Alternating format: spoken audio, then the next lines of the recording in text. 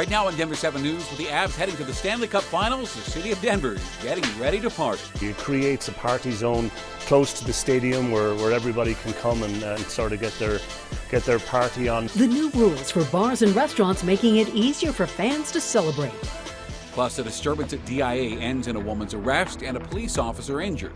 The threats that she was making, that she was going to come back and shoot everybody at the airport. Now the new concerns over how long it took police to show up. She even ran after a passenger. That's how long we were waiting for police. Good evening, and thank you for watching Denver 7 News at 6. I'm Ann Trujillo. And I'm Shannon Ogden. So it's not uncommon to hear business owners complain about local bureaucracy. Well, tonight they are praising the city of Denver for cutting the red tape. In an unprecedented move, the city will allow bars and restaurants to expand where they can serve alcohol and drinks during the Stanley Cup Finals. Denver 7's Russell Haythorne breaking this exclusive news tonight. And Russ, this is what has been called a temporary modification of premises. Right, Shannon. It will allow bars like the Cherry Cricket, for example, here in Lodo to serve alcohol outside, creating an Avs watch party zone type atmosphere on Stanley Cup game days. Out for McCarr, shot stop, rebound, looks at it, scores! After an epic sweep in the Western Conference Finals, the Avs are on to the Stanley Cup. And Denver is ready to party. And so we've been looking at what can we do to help these businesses thrive and give an opportunity for customers to go out and celebrate together. And as a result of that, the city of Denver is announcing that we are going to waive a 30-day requirement for bars and restaurants who want to expand the area where they can serve alcohol. We're going to waive that for businesses that are interested in having an Avalanche watch party. It's called a temporary modification of premises, which would allow businesses like the Cherry Cricket on Blake and Celtic Irish Pub on Market to set up serving areas outside, generally in common spaces, grassy areas, or parking lots, expanding their operations for the Stanley Cup Final. And that just sounds like a party to me. It would certainly create a lot of excitement. Both the Celtic and Cherry Cricket say it has the potential to bring businesses and the entire city together. Make a little thing out front and like sell maybe signature drinks that we do, and then they can go around and get signature drinks from someone else. So if one person's got like, a pina colada as their drink, we know that, and then we could do like a margarita or something, and then we can all kind of like work together. Absolutely. It creates a party zone close to the stadium where everybody can come and sort of get their party on before the game and then get into the bars to watch the games. The city says after 2 years of lockdowns, this is something it can do to give back. Where we can help, we're always going to try to help as many people as possible, and businesses, especially after what they went through the pandemic. And of course, we're going to have people standing by to answer all questions, so as many businesses as possible can benefit from this golden opportunity. Absolutely. To bring more people to lower downtown is always a good thing. Go Avs! Woo! Yeah, go Avs. So the city says it cannot guarantee that every applicant will be approved, but it says it will consider every application that comes in. So if you're a bar or restaurant, they're encouraging you to fill out that application right now. It is live, and to find that, just go to thedenverchannel.com and click on this story. Hey guys, can we get your best go Avs? Let's go Avs! We're live in Lodo tonight. Russell Haythorne, Denver 7. All right. Thank you, Russell. Thank you to your friends there, too. A Denver judge overturned the city of Denver's decision to revoke Pinkerton's private security guard license.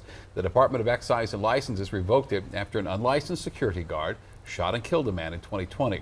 The judge ruled the city didn't use the proper terms from the city's code to describe Pinkerton in the decision. And in a statement, the department says it is working with the city attorney's office to review this ruling.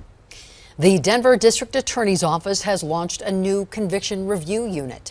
DA Beth McCann says this unit is now accepting applications from people convicted of crimes who have evidence that they're innocent. Our policies for the new unit establish specific criteria for review, including the requirement that there be a substantial basis to believe that credible evidence of actual innocence exists, and there is evidence that can actually be investigated. This unit will also accept applications from people who believe they were punished too harshly under previous sentencing guidelines. On Capitol Hill today, survivors of the Uvalde gun massacre gave emotional testimony to a House panel. Now, also today, Colorado Congresswoman Diana DeGette served as Speaker Pro Tem as members passed, almost completely along party lines, a package of bills to try to combat gun violence, including raising the age to buy an assault rifle to 21, banning high-capacity magazines and ghost guns. They're not going to go all the way to solving the terrible gun violence problem we have in this country right now, but they are a solid step. There's not just one thing that'll work either. We have to have a range of things, and I think this bill would be a good start. And as I say, the reason we put this package together is because all of the components in this bill have strong public support. Back here in Colorado, several communities passed gun control measures last night. Boulder approved a ban on assault weapons and ghost guns, also raised the age to buy a gun to 21. Superior and Louisville passed similar measures, and the Lafayette City Council approved further debate on two measures, one limiting open carry, another requiring gun stores to post signs about the dangers of firearms. And now to the chaotic scene at DIA yesterday afternoon. Denver police say a woman threatened several people at the check-in area and then assaulted a police officer. There was Evans Bayon Wang is at DIA with concerns some employees have with the police response. The incident certainly did cause a disruption here in the Lufthansa and JetBlue check-in area where police say the incident all unfolded. We spoke to an employee here at DIA who witnessed the whole situation. He says everybody around was completely stunned. See for yourself. Chased out of line. A passenger sprinting away from a 21-year-old woman who made several threats to those near the Lufthansa Airlines check-in Tuesday. My associate immediately called 911. Edgar Ervima works at DIA and saw the whole thing. She jumped on the bell and started yelling out that she needed a ticket to New York. Then the demand turned into a threat. The threats that she was making, that she was going to come back and shoot everybody at the airport if she didn't get her ticket. That's when Ervima says he stood between the woman and his coworkers. I didn't know if she had a real gun or even a knife. And if she did pull out something, I would have to stand in the way. That way nobody gets hurt. Ervima says he usually sees police around the check-in counters, but not this time. DPD says officers arrived 9 minutes after receiving the call. She even ran after a passenger. That's how long we were waiting for police presence to arrive to make the arrest. When police arrived, viewer footage shows the woman trying to climb onto the conveyor belt and get into the luggage sorting area before an officer was able to detain her. My number one goal was safety. Make sure that my coworkers were safe. And thankfully there was no employee or passenger that was injured in this incident. However, police say when they detained the suspect, she was being so aggressive that they had to call in paramedics to give her some medication. And while that medication was being administered, police say that she lost it and just punched an officer in the face so hard that it knocked his glasses off. As of right now, she is still in custody. We're reporting at DIA, Bayon Wang, Denver 7. Wow. All right. Thank you, Bayon. And Denver International Airport is getting ready for what looks to be its busiest travel season ever. To give you some context here, the airport estimates its busiest day so far this year was this past Sunday, June 5th. Nearly 217,000 passengers passed through on that day. Its busiest day ever was July 19th, 2019, with more than 227,000 passengers passing through. So needless to say, that's not much of a gap. And those higher numbers could mean delays going through security. The head of airport security says a solution is already in the works. You may, through summer, see some changes that occur in the dynamics for each of our checkpoints. But right now, we're still in discussions on how we can make that an easier transition for you as the traveler.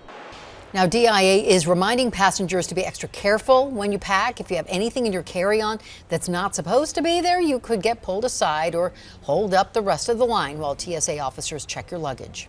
A local police department taking a different approach to combat car theft. Today, Edgewater Police handed out these steering wheel anti-lock devices. They lock onto the steering wheel and make the vehicle undrivable.